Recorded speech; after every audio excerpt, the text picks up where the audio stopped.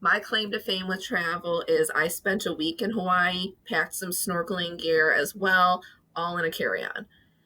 That's my claim to fame. Hello, everyone, and welcome to the newest episode of Talk Clutter To Me. As always, I'm your clutter master, Amanda, owner of Easy Life Organizing. But today I have with me Kim Barber. She's the owner of Globetrotter Travel. And welcome, Kim. How are you doing today? Thank you. I'm good. Happy to be here. Awesome. Well, we are excited to have you. For those of you who do not know Kim, Kim is a travel agent. So, Kim, tell us a little bit more about who you are and what you do. Yeah, absolutely. I like you said, I own Globetrotter Travel. We plan trips all over the globe, including some domestic within the US. We do a lot of Florida spring break and Hawaii, and then a lot of Mexico, Caribbean. We certainly have destinations that we specialize in more so than others. I lived and worked in Australia and New Zealand, so we plan a lot of trips to Australia and New Zealand.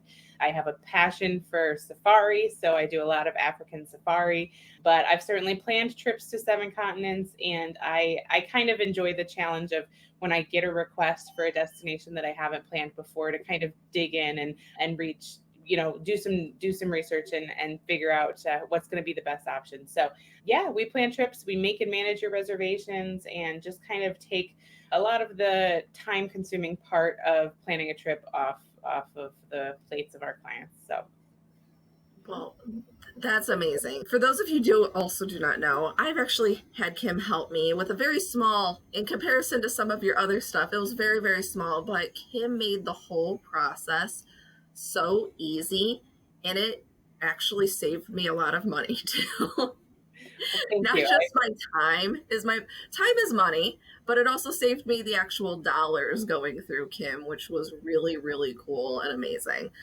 And I know right now it's the middle of summer, school just got out, and now people are traveling. And I think one of the bigger questions that people ask you or want to ask you if they don't is going to be, how do I organize my trip better? There's the planning phase, there's the packing, there's overpacking, there's packing for kids. How do we manage all of this in a way that's actually going to allow us to enjoy our trip? Right. Yeah, lots of good tips for that, and I'm sure you certainly have some as well. I know we've talked about it before. I There's a lot of different ways. I mean, organizing before you go on a trip, I always make a list. I think you've told me that you have a spreadsheet. I don't, I'm not as organized as you, so I don't have like a specific spreadsheet, but I have this. Actually, I'll just show you the one I did for my most recent trip. I have this piece of paper. It's a pad that I got off Amazon, I think. It's just a packing list. And I just write on there, for my next trip, the things I need to pack. And of course, it changes, if I'm traveling solo versus if I have my child with me, if I've got my husband with me. But definitely making that list helps keep me organized. And then on top of that, kind of prevents overpacking because you just kind of lay out your trip, how long you're going to be gone, how many days you're going for, and then you can kind of jot down what you need. And even if you want to pack a spare or two, which I understand, particularly if you're traveling with a child, you can still do that without, really overpacking. Yeah, definitely. So let's dive into a little bit of like the planning of the vacation. There are so many different places to go on this beautiful green earth, and there are so many different ways to do the same trip. Even if I'm going to Ireland, you're going to Ireland, there's so many different ways. So when you get somebody who wants to come, who says they want to do a trip, what are the first steps that you're doing with them? Yeah, absolutely. Well, no two trips are alike. Some people really like independence and, they like the adventure of perhaps renting a car in Ireland and self driving and kind of being spontaneous and doing things independently, which is a great option. So basically, I start with a conversation and kind of get a feel for what it is my clients are looking for. So if somebody wants to rent a car and they want that independence, then I kind of put together an independent itinerary. Some people on the other end of the spectrum do not want to drive on vacation, particularly in another country or on the other side of the road. That's very overwhelming to them. I'm somewhere in the middle of these two categories, probably, because I have done it in other countries, but it's not my most comfortable situation. So there's a lot of guided tours. So you can join a small group trip, a bigger group trip, a cruise. There's a lot of other ways you can do it. There's cruises that kind of go around Ireland, so you can still see a lot of the country. There's guided tours that are all land based, but you've got a driver and a guide with you the whole time. So I basically start by chatting with my clients about kind of their preferences, and then from there give them some options that kind of seem like they'd be the best fit for their trip. Awesome. Oh my goodness. So here's I'm gonna throw out a question out there that I'm sure everybody either asks you again or is just too afraid to ask you. How do you get paid? Like, how do you manage this business, and how do you make a living planning trips for other people? That is a great question, and one that I am asked very frequently. So I am happy to answer this. Ultimately, and I always say at my simplest form, I'm a commission based salesperson. So there's commission built into the price of travel regardless of where or how you book it, and that's a blanket statement, because airlines, there's some exceptions to that. There's not always a commission built into airfare, which is why a lot of travel advisors have stopped booking airfare altogether. But that being said, most travel components, regardless of if you book it on Travelocity or you go to Costco or you work with a travel advisor, there's always a commission built into the price. So working with an advisor just kind of means that you're getting the service you're paying for regardless of where and how you're booking it. That being said, that's the main way we get paid. There's a debate in the travel community, industry really right now, about fees. And I'm, again, somewhere kind of in the middle on this. So I'm not fully impartial. A lot of agents started charging fees during COVID for planning trips. And that's for a few reasons. And I totally understand why they do that. Time is money, as you said earlier. Our time is valuable, and certainly our expertise, as anyone's expertise, yours with organizing is, you've spent a lot of time building your brand and doing, honing your craft, and travel advisors do the same. So a lot of advisors do charge fees. I charge fees very minimally. Only on very complicated itineraries do I charge a planning fee. So I would say it's basically 5% or less of the trips I plan actually have a planning fee. So in the majority of the trips I plan, there's no additional cost to work with us.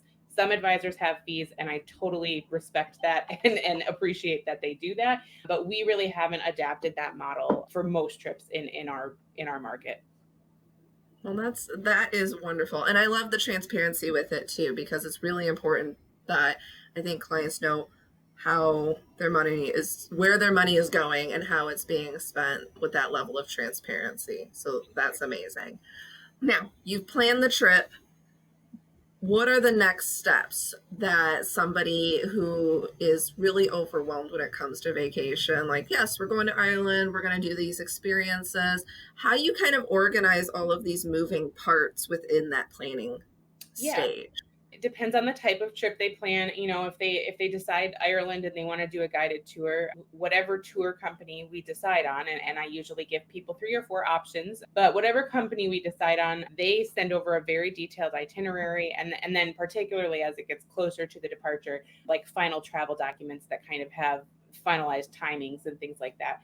So, it's different for every client. Some people, we book the trip, maybe it's 6 months away, and then I don't really hear from them until right before they leave again. And that's fine. I mean, some people are just a little bit more comfortable with travel. Some people who don't travel as much, are very anxious or excited, or probably a combination of both.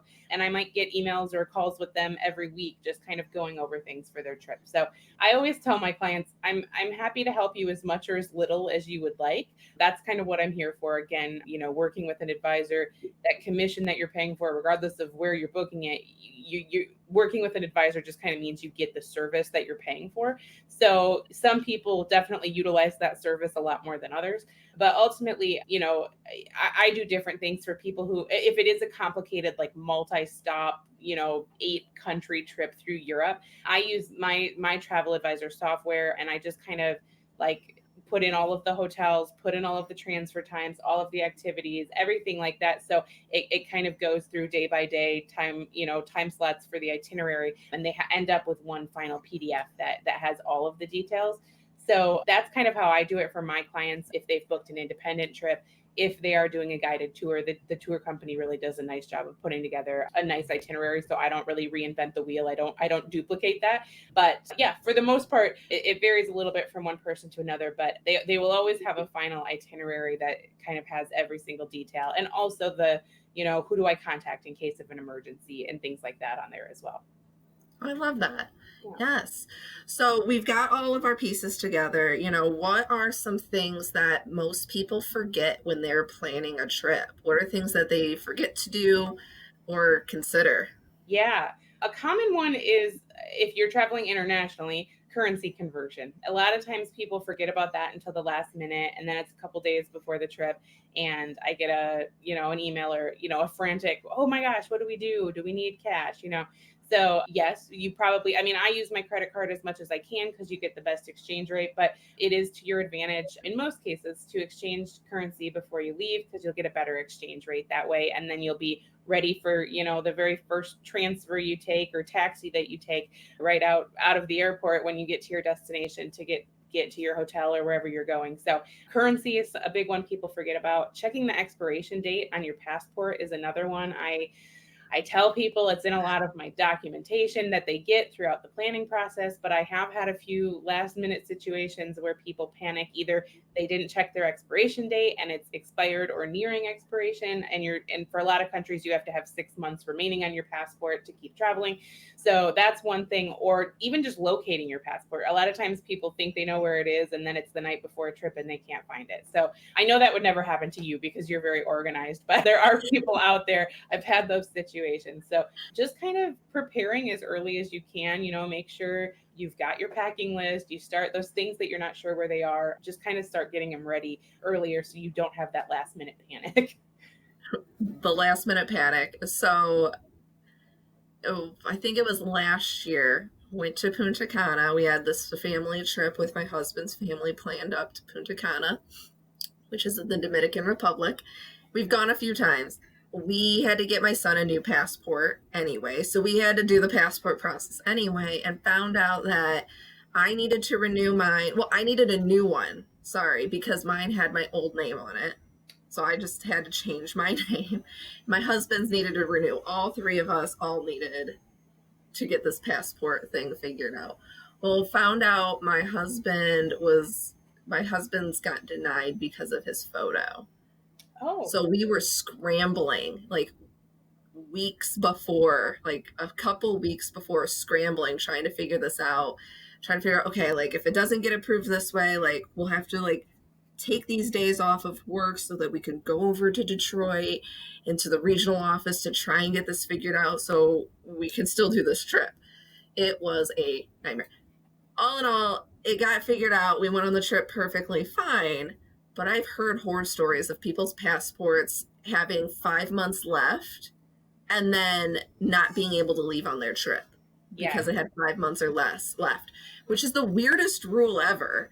That it has to be 6 months or more before the expiration date, or else you get stuck. And I Right. think that's the weirdest rule It ever. is a weird rule. You'd think that an expiration date would just be an expiration date. But and I haven't, well, I have had clients who have had situations with not having 6 months left. And a lot of times people are busy. I send all the travel documentation and all of my emails that go out before a trip, with reminders, but it gets to be a few days before and people are finally getting around to reading them, and then that's when they realize, oh shoot, it's expired or nearing expiration.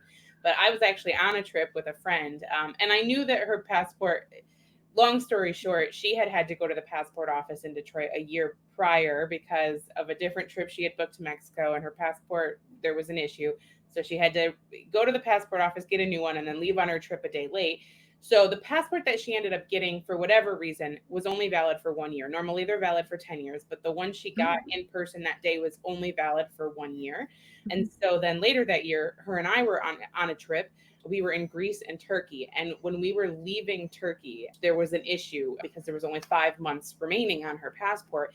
And like it was a hang up. I think we ended up sitting there at the kind of customs area for about an hour. It wasn't a terrible amount of time, but it was an hour. and she ended up having to fork over some extra cash. I don't remember the amount. Yeah, and it did feel like it felt pretty official. Like it wasn't like we were, giving somebody cash. It's like, do this and we'll let you through. But I have experienced it kind of firsthand with a friend traveling on her strange 1 year passport. So it is a weird rule. I don't really understand it, but for whatever reason, it varies from country to country. And 6 months is just a good rule of thumb. If your passport says it expires in December of 2024, by June of 2024, you would want to be renewing it. Yeah. Oh my God. That's crazy. It is. So I, and you mentioned it earlier. Yes, for those of you, when it comes to packing, because this is where I shine. Yeah. When it comes to me planning my own trips, I'm relatively okay with it, but it can be really stressful, especially if you're going somewhere that you're going to need to do a lot of different things. There's a lot of moving components to things. It's just a lot of different moving parts that can be overwhelming. And this is where Kim is super helpful with all of that kind of stuff. Where I flourish is the packing. A lot of you guys know. If you guys don't know, you guys will hear more about it in another podcast episode soon. But I have 50 total pieces of clothing. That's it. No seasonal clothes storage. I'm very minimal in a lot of things, including my packing. Yes, I have a spreadsheet, and it's more of an automated spreadsheet. It's had to be fine-tuned and adjusted, having a kid and everything. But I have an automated spreadsheet that tells me exactly how many tops and how many bottoms to prepare for, whether I'm camping or staying at a hotel, like other things that I will need. I have a wonderful spreadsheet, and that is what works best for me. And I've never forgotten something because of this spreadsheet. So, one of my tips is to have something that a list, but have a list that is kind of consistent based on the type of trip you're taking, if that makes sense. So, when I do a solo trip and it's a work solo trip where I go to an organizer's retreat, like I did about a month ago, it's a totally different packing situation than if I'm going on a personal trip camping in the woods. Completely different list of items. The Charleston trip was actually the first time I've ever packed more than an extra pair of shoes. I normally only take an extra pair of shoes and that's it, like sandals usually. But that was the first trip that I've ever actually packed more than one pair of shoes in my carry-on. I never do anything that's not a carry-on. The only time I will check a bag is when we are doing a family trip with my son. And that's because some of the things just literally will not fit in a carry-on. So, Kim, what are some of your go-to things that you are always having on a trip? Yes, that's a good question. Because, like you said, the trip type and then also who you're traveling with, definitely the things you pack vary, right? But the non-negotiables. I mean, I travel with my passport domestically and internationally. Just it's a good form of ID to have, and this real ID compliance thing keeps getting pushed back. Right now, it's pushed into 2025. So if you don't have the enhanced driver's license, you would need a passport. So I carry my passport regardless of where I'm traveling. But as far as items, like I always take an external battery to recharge my phone. When I travel, my phone battery dies a lot more quickly, probably because I'm on it a lot more, like reading or listening to music or podcasts. And so it dies more quickly. So I always have a rechargeable battery because you just don't know when you're when you're going to get to another wall outlet. So I always take that. If I'm going to a warm weather destination, I always take a little portable fan with me. It just kind of keeps me sane if I'm in a really hot climate. And then I always pack in packing cubes. I also mostly pack in a carry-on. If I'm going on a longer trip or to a colder climate, I will take a checked bag just because you need more layers in that situation. But for the most part, I'm taking a carry-on. So I have to be smart about how I'm packing, and those packing cubes really help me stay organized and kind of know, sometimes I'll do it by outfits. Sometimes I'll do it by, I'll do a cube for if I'm going on a work trip and I know that, okay, I have an evening event that I have to be a little bit more, dressed up for. I'll just put kind of the dresses in one cube and then kind of the more casual clothes in another cube. So those really help me a lot. I like those. I go back and forth on packing cubes Okay. personally. I think I might be the only organizer to ever go back and forth on this. Right.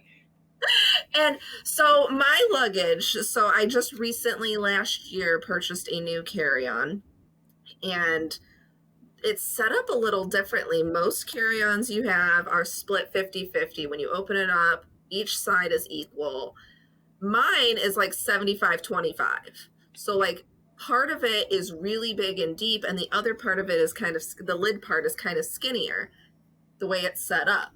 Sure. So I have yet to find the perfect solution for packing that specific style, because packing cubes is really, really helpful, especially if you get the ones that can really compress your clothes down. But I feel like it is counterproductive with my setup because I can't, like the ones that I have, I can't compress either, which is probably my problem, is I don't have actual compression packing cubes. Gotcha. Which is weird to tell you that because I have compression pack sacks for when I go camping. Right. But not for my everyday travel stuff. Only camping will I use compression sacks, apparently. Uh, but I need to find the right one. So, do you have a link that you can share with me Um, for the packing cubes you use? I can, yeah. And I actually have a couple of sets, so I do need to let, because I go back and forth between the ones that work best as well. But I did bet last year buy a set of the compression ones. The ones I had before did not compress. I do really like the compression ones. The other thing that I like, if I'm still really trying to pack in a carry-on, but it's like a longer trip and I'm really kind of stretching what a carry-on can fit, the compression bags, like they make travel ones that you can just get a little hand pump for, or they actually have these little baby vacuums that you can pack with you. So I've done that a few times, and I will say it saved me on some of those trips where I really didn't want to check a bag, but I needed just like a little more space. So I like those as well. So I can share a link with you for that too. Oh, perfect. That would be so Yeah, really helpful because A, I need it, but because I just don't think I have the right packing cubes to really enjoy and get the fullest extent out of it. I just feel right. like it takes up a little bit too much space. Now I use like a bag for my shoes so it's not getting with everything else, and I'll use a bag, usually honestly a trash bag or a grocery bag for my dirty clothes to keep them separate in their own other spot, but I'm not fancy. Well, it sounds like your carry-on is a little odd. I mean, I have a hard side one that is 50-50, but the one that I end up using more often is a soft side one that is 100%. You know, it's just 100. it's the one pocket. And that's the one I actually prefer. I find that 50-50 situation kind of hard to balance. So I kind of prefer just the one bigger pocket. So that's when I end up using the packing cubes more. If I'm using my hard side bag with the half and half, more often, maybe I'll use cubes on one half, but then on the other half, I'll just roll my clothes or something and try and keep it really compact. That's a really good point because if I did just have like 100%, I could see even how my current packing cubes could work better. And this is constantly the issue when it comes to like organizing product. There's a million different bins out there. There's a million totes and lazy Susans. And why are there so many different kinds and sizes? It's because our spaces are always different. And apparently, I'm learning now, it's kind of an epiphany moment right now, is suitcases are all different, are all set up differently. And so one product might work really good in one type of suitcase and it might not work at all in another type. Right, right. This There's is this other bag that I've been like drooling over for a few years, and I haven't done it yet, but I can send you the link for this too. The brand is called Soul Guard, and they make these suitcases that basically, and I'm sure you could buy like a organizer to do the same thing, just not as like, seamless as this suitcase does. But basically, it's a advertised as like a closet that just pops up. So you, when you're packing, it pops up and you kind of pack on these shelves, and then it packs down into your suitcase. And then when you get to your destination, you just pull it up and it's already kind of all organized. And I'm so intrigued by it, but I have not taken the leap yet. I have seen that come across my social before and I've been very intrigued by it as well. I think the thing that kept me from purchasing it is I'm like, I don't know if that's taking up more space. Like it's mechanics of it. Is it going to take up more space compared to me just taking the 5 minutes to unpack it into a dresser, Right. right? So I'm intrigued. So if you ever do that, please let me I know. If will. you ever pull the trigger on that, and I want to come see it. Absolutely. Last thought on this particular subject is, so I've thought about that, but the price tag is hefty, and so that's one thing that's kept me from it. But I was doing a trip through Europe a couple years ago, and I was going to be gone for like 6 weeks. So I knew that I was going to have to do some laundry, but I didn't think I could get away with a carry-on. So I was checking a bag on that trip, but I was like doing three separate sort of organized trips in that time frame, and then I had some independent stuff in between. So I bought a closet organizer, a small one that has like 9 pockets and it hangs in a closet. I bought that and I packed it in my checked bag. It wouldn't fit in my carry-on, but I bought it and put it in my checked bag. So then, because I did 3 cruises, and when you go on a cruise, you kind of can take your stuff out and hang it up in the closet. So it was a really nice way for me to stay organized on that whole 6 week trip, because I could just easily kind of take it out and put it back in when I needed to pack back up. So that was kind of the discount like version I'd attempted, and I was pretty happy with it for a long trip like that. It worked out really well. But yeah, I'm with you. If I ever do take the leap on that closet suitcase, I will let you know. Please, because it looks so cool. I'm just worried that it's not going to have enough space for all the other kinds of stuff. Because when Right. I'm going on a trip, guys, I don't do cruises. I've never done a cruise before. I'm not the kind of person that can sit on the beach or sit by the pool and just relax. I need to go do stuff. I'm a very active vacationer. And so I need to be going to do stuff. My claim to fame with travel is I spent a week in Hawaii, packed some snorkeling gear as well, all in a carry on. That's my claim to fame. And one of the things that I want to talk about is overpacking, because so many people that I travel with, or not my husband's very minimalist like me, but other people that I will travel with or that I know always overpack. They almost come home with enough clothes that are still clean to go on the trip again. So, how do we combat that overpacking mentality when we're going on a trip? We can plan all day long. Amanda, you're going on a trip, you need 3 shirts. Okay, pack 3. Well, what if, or maybe I'm going to want to do this or do that. Maybe I want to go out. I need a different shirt. And then you end up packing 8 shirts. Like, how do people combat that overpacking mentality? It's a great question. I mean, admittedly, I used to be an overpacker, and probably still am to some degree, especially as I'm relearning how to pack with a toddler for trips.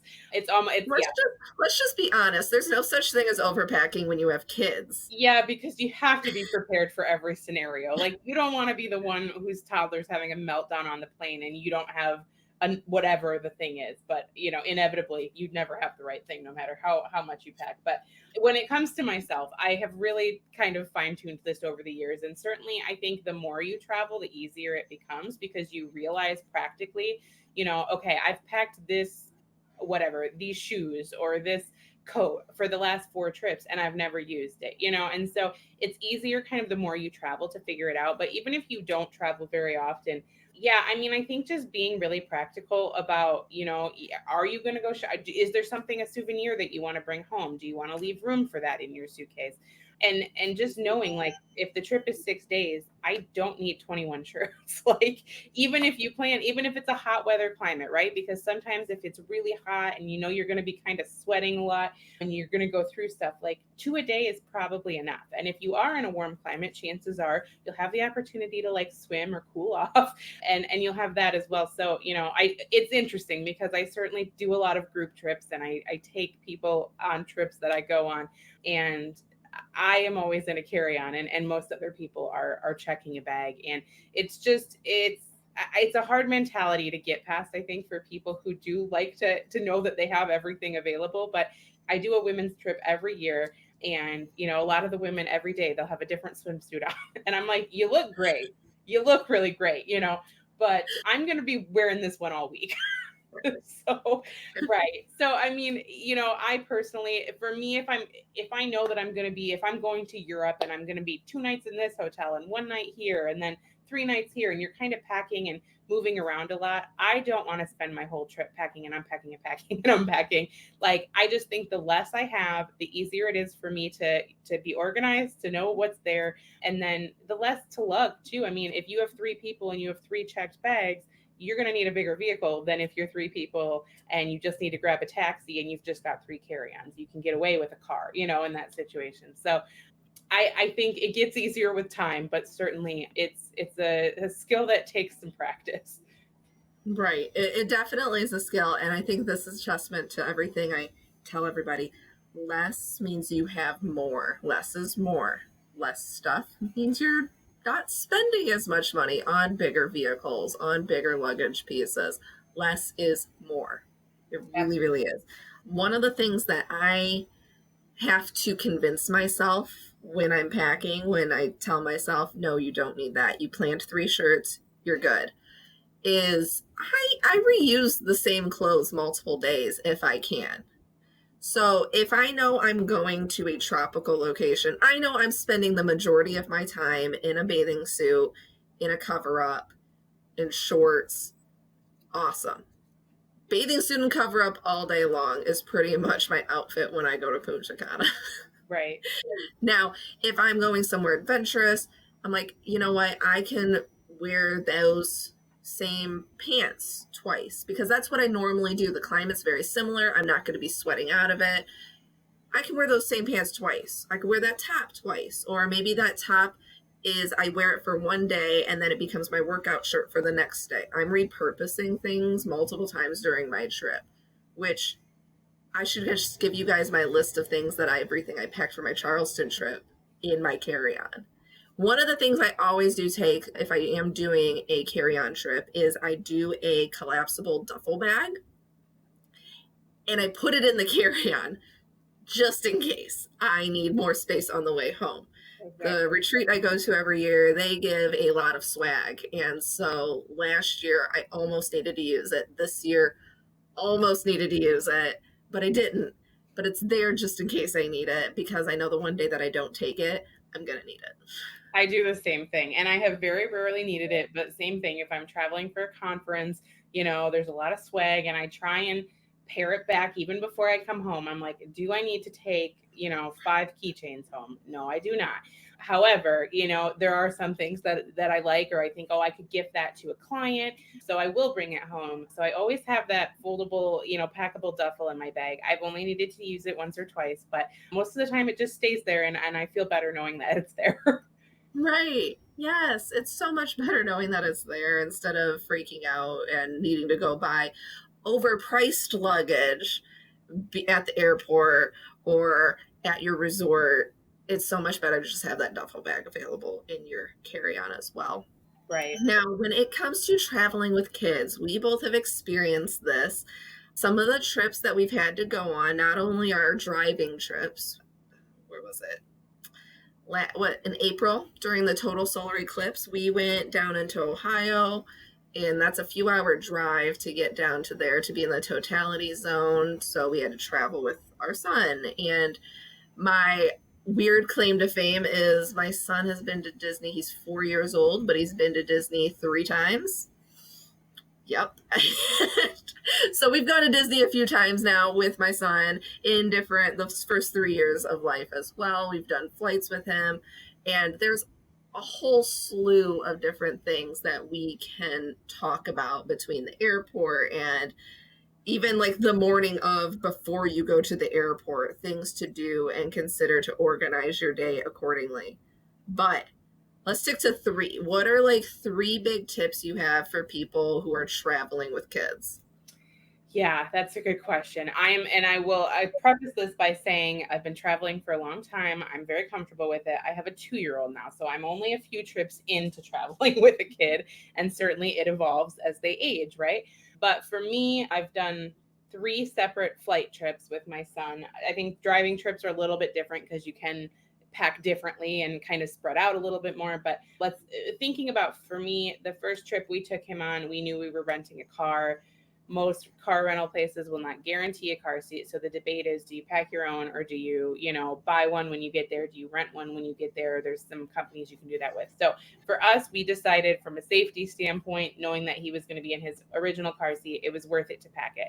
So we packed his car seat, but we did buy a little like trolley for it. So it was on wheels and it was much easier to get through the airport. We were not checking a bag. So we had our carry-ons, but obviously when you're traveling with a little one, you get an allotment of items for them. And so we put it on a little trolley with wheels, and it was just much easier while towing our carry-ons and also our toddler to have the car seat on wheels. So certainly if you're traveling with a car seat, I would absolutely recommend getting the trolley to get around. It made our lives easier and probably helped our backs a bit too. That's one thing. A second thing, I guess, is just, yeah, I mean, not overpacking, but for us, having a variety of things for those flights has been helpful. So I bought like 3 select new things, quiet things, toys. Like I bought a little busy board that had, you just put double A's in it basically, but just had lights on it, the buttons with to turn lights on. My son was like probably 15 months when we did this. So it was a good thing for him. He had never played with it before. So it was new for him on the plane. It kept him entertained for a really long time. And I bought 2 other small things as well. So I had a few other, actually, I don't think I even bought 3. I think I had a friend give me some things. So it was just new to him. And it was a nice distraction because it kept him occupied on the flight, and of course we had plenty of snacks and food as well, but just having something to distract. So something new or just something they maybe haven't played with before was helpful for us. And a third thing, I'm trying to think of as he's grown, kind of what we've taken. I know that you and I talked about this one time, and then I did use it on my next 2 trips. You had told me that you traveled with a blackout curtain for your son. And so earlier this year, I took my son to Mexico and we were sharing a room with my parents. My husband stayed back on that trip. So we had the 3 adults and then the baby in the room. And I knew that obviously my son would be going to bed earlier than the rest of us. So I bought a blackout curtain and I kind of had it around his pack and play. So we could still have the lights on in the rest of the room and he could go to bed and kind of have that dark space that he's used to in his room at home, but we could kind of still be up and about for a little bit. So those are 3 things that just come to mind. I probably have more, but we'll keep it at 3. We could talk for like hours about this. Right. So that tip, it was so helpful, especially when you're sharing a hotel room. So helpful. I've since had to upgrade it since my son is older and can no longer be in a pack and play. Sure. Unfortunately, that was a sad day, is when my son couldn't just be in a pack and play anymore. Right. So we've upgraded to a blackout like pop-up tent situation that like a twin, like we use an inflatable, one of our camping inflatable mattresses pads that we use. And it's like a pop-up blackout thing to where he'll go in there, we put the mattress pad down and he'll sleep and we zip it all up, but it's black in there and we can still hang out in the main area. We've just upgraded to a different kind of thing. Sure. One of my big tips, always will be and forever will be, is use the stroller. I don't think I will ever go on a trip without a stroller until I can confidently say my son will go and walk the whole day at Magic Kingdom without needing a break. I will take a stroller with me. Here's the reason. Even if he's not in the stroller becomes a wonderful carrying like thing for all of the stuff that you're taking. I've actually gone to the airport and I used the stroller. My son was laying in the stroller when we got to the airport once, and I'm trotting him around. We're going through TSA, and we're in the TSA line, and a guy goes, "Why don't you come over to this line?" He had let us come over into the line for the handicap line because we had a stroller and our son was in it. So he let us use the handicap line, so we got to skip everybody because of that, which was kind of nice. But it's so nice to just use that to tote everything around. Even when my son wants to walk at the airport, we're throwing all of our suitcases into the stroller. Yeah. Stroller all day long. I absolutely agree. For travel, and my son is 2, so he does, he's still at an age where, it makes sense. But even last weekend, I went to the zoo for a day, and I hadn't been to this zoo before. I thought it was smaller than it was. It was big. And so before we went in, I was really debating, am I taking the stroller? Is he going to walk? Because he really enjoys walking now. thank God I took it, because at the moment that we were like the furthest back in the park, he was done walking. He was having a little meltdown, and put him in the stroller, put the shade over him, and it saved the day. So I'm with you. I'm going to do that until I am 100% confident that he can walk through the whole day, because we stored everybody's stuff in the bottom of it, and for travel to get through airports, and we even have like a small umbrella stroller that I thought I was going to love for traveling. No, my recommendation would be to stick with your original one that has storage, because the umbrella strollers are compact, but there's no storage. So they kind of, yeah, I say stick with your original stroller. Stick with the and I always recommend a jogging stroller personally. I know they can be a little bit bigger, but the ability to not have to bend over as much, be able to go over bumps easily and everything. Everybody laughs at us at the airport because when we're strolling around with our stroller, we've got a jogger stroller. We're not using the elevator ever. We're still using the escalator. We just bump that thing up there and it just carries us up. And my son finds it to be the most fun thing ever to be in the stroller, but also going up the escalator. But we're doing it safely and everything. But we can cruise that thing everywhere. So jogger stroller all day long. Yes. Another huge tip I have when it comes to traveling with kids, especially babies, is using nighttime diapers for on the plane, and then right before you get on the plane is a huge tip as well, because my son loves to drink water when he's out in public, and he'll drink so much that one time he actually peed through his nighttime diaper on the plane and peed on me, which was great. But but I can't imagine what kind of mess it would have been with a normal diaper. Right. Right. Nighttime diapers are essential for flights.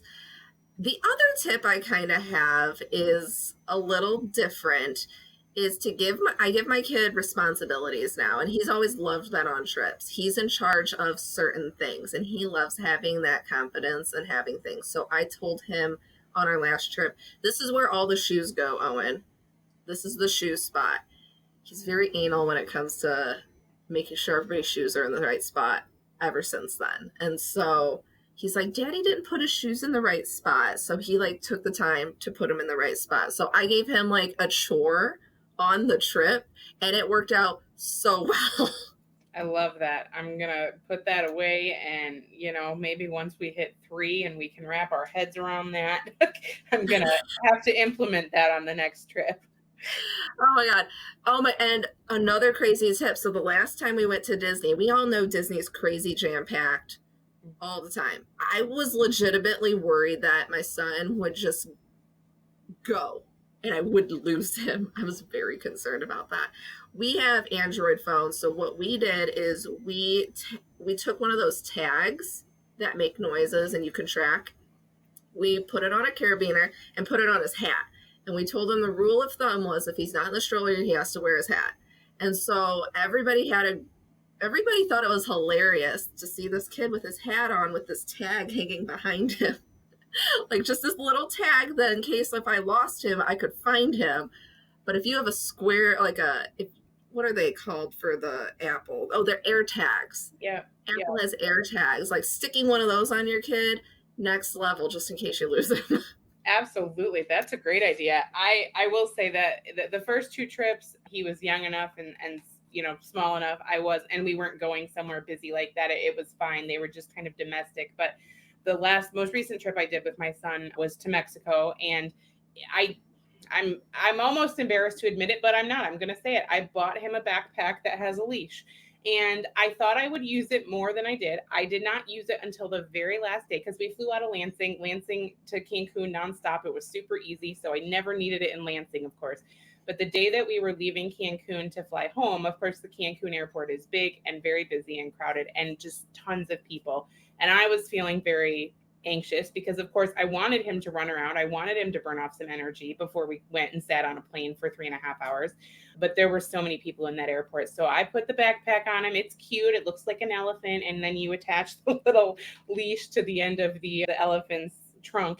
And, I guess it's maybe a hot topic, or, there's obviously some debate about using a leash, but and I don't really like the word leash. So it's a backpack with like a string, right? And it made me feel so much better. And I had so many people, as we were walking around who were just kind of smirking because, it's cute. It's a little elephant.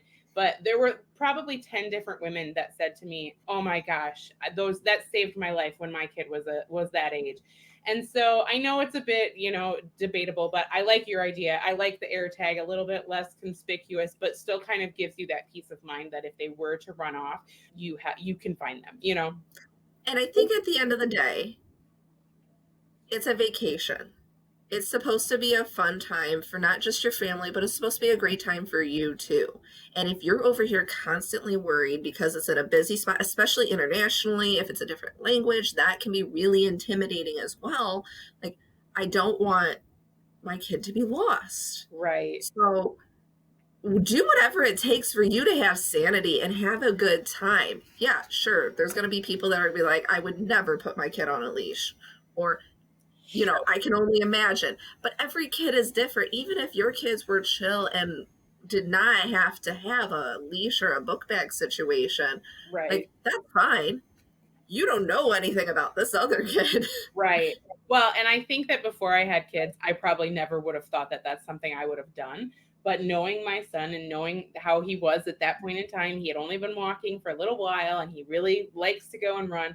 It was right for me. And I think more so than anything, I was worried about judgment from other people and I didn't get it at all. I really only got reinforcement like, this saved my life when my kid was that age. So I was Yeah, worried about judgment and I got none of it. that's amazing. I'm glad you had such a great positive experience out Yeah. of that, because at the end of the day, you're going on a trip and it should be relaxing for the family, but it should also be a time that you can relax too as a mom Right. or as a business owner. Like, you need to be able to take that time to relax as well. So being able to change some things to where you do it, do it. Because Right. who cares? You're going to see those people for 5 seconds and they're going to never run for your life again. Right. No, I have no regrets. I packed it for the zoo. I mean, I haven't used it since. I packed it for the zoo last weekend. I thought, oh, maybe I'll need it. I didn't. It was really only in that busy, very crowded airport that I felt like this is necessary, but Yes. it was good peace of mind for me. Oh, that's wonderful. Yeah. Okay, so we talked about, planning your trip, getting organized and planning your trip and whatnot. We've talked about overpacking, some fun products, traveling with kids and whatnot. That's a lot of different stuff we've talked about. Mhm. Where can people find you if they want to follow you and learn more? Yeah, thank you. Yes, I have a website. So my business again is Globetrotter Travel. So my website is globetrottertravel.com. And then on Facebook and Instagram, I'm at my Globetrotter Travel. I know it's a mouthful. Globetrotter is all one word, Globetrotter travel. And then all of my contact info is on all of those platforms, my website, Facebook, and Instagram as well. So yeah, please reach out if I can be of assistance. Awesome. Okay, and I know that there's one in particular, but what are some cool packages, or is there anything you want to promote that's kind of coming up? And the thing is, like, this podcast, I know a lot of Lansing people listen to my wonderful podcast, and if you don't, do it. But there's also people across the country, and what's so unique about travel agents is it doesn't have to be local. You can service anywhere across anybody across the entire globe. So, Absolutely. what are some cool things that you've got going on that you're promoting right now? Yeah, absolutely. A couple things come to mind right away. If you are in the Lansing area, there are seasonal nonstop flights from the Lansing airport that go to Cancun 3 days a week, Punta Cana 2 days a week, and Jamaica 1 day a week. And those go from the end of January 2025 to basically through spring break week, the first week of April 2025. So those were just released earlier in June. So if you are interested in that, it is a really convenient way to travel, particularly with kids. That's a hard rule I have had with my son. The flight's got to be nonstop or I'm not doing it. So that's a great option. I have my fifth annual women's trip. If you are a lady, and we call it Lansing Ladies, but we've had women from all over the state of Michigan and actually somebody from Florida as well join us. So we have our fifth annual trip next February. The 7-night option is the 1st through the 8th, but we have some shorter options as well. We're going to Cancun and staying at an all-inclusive resort there. So if you're interested in that, please reach out. We are using those nonstop flights out of Lansing. And then the other trip that I have a few openings left on, it's filled up pretty quickly, but I have spots left for 4 people in 2 rooms. I'm taking a small group on an African safari November of 2025 to South Africa, Zimbabwe, and Botswana. So if safari is on your bucket list, it's a good opportunity, particularly because you can save up for a little bit. We're not going until November of 2025. So those are kind of the things that come to mind now that I've got going on. And of course, if you have any other trips, feel free to reach out. We do not just do group trips, we do individual, couples and family trips as well. So feel free to reach out if I can help. Beautiful. Well, thank you so much for coming on and helping us organize our trips better with a little less stress as well, but making it a little bit easier and feel like it's not something that is intimidating. We can plan our trips, we can organize our trips in a way that we can still enjoy them. So thank you so much, Kim. Yeah, absolutely. As always, everybody, I always ask, my very last question is, what is currently cluttering your life, Kim? Oh, such a good question. What is cluttering my life? Well, I mentioned to you a little bit earlier. I just had to move my office into my guest bedroom because we moved my son from his nursery into what was formerly my office. So I have a little bit of work still to do on tidying up, getting rid of some of this. It's a lot of extra paperwork. It's actually out of the camera, most of it. You can see the clutter on the bed behind me, but I have some stuff that's out of the screen here. That's just a lot of, I'm a pen and paper person for a lot of things. So I have a lot of handwritten notes that were sitting on my desk before I moved it. And I just need to go through and clean it up and get rid of those things that I no longer need. So that's the main project. Moving your office has been an ordeal for me, and I have a lot of clutter. God, every time I've had to move my office around, it's just the worst. It's a lot. You don't, and this is true of anything, but you just don't know how much you accumulate until you have to move it. Yeah, every time. Every time. I love that. And something I believe in transparency. So guys, something that's currently cluttering my life is my to-do list is actually cluttering my life. I have ADHD, but I also have this mentality that when something isn't done right away, I procrastinate more and more on it because now it feels intimidating to go back to it because I didn't do it right away. I have that perfectionist mindset. So I have a to-do list of things that I've been needing to do for a very long time. That's cluttering my life. So that's great. All right. Well, as always, thank you so much, Kim, for coming on. And for those of you who like to listen to me ramble for an hour straight, go and follow me on Instagram, Easy Life Organizing. You can follow me on Instagram and on Facebook and on YouTube. Actually, follow me, Easy Life Organizing. Like and share the podcast. Rate my podcast, please. If you enjoy hearing me ramble again for an hour and you've listened to a few of my episodes, you apparently like hearing me talk, subscribe to the podcast and rate it. Share it with your friends. Share it with that person who you know needs a little bit more help organizing or needs somebody who is kind of more down to earth and isn't afraid to tell you the truth and how it really is, because that's what I'm here for. All right. I hope you guys have a wonderful day.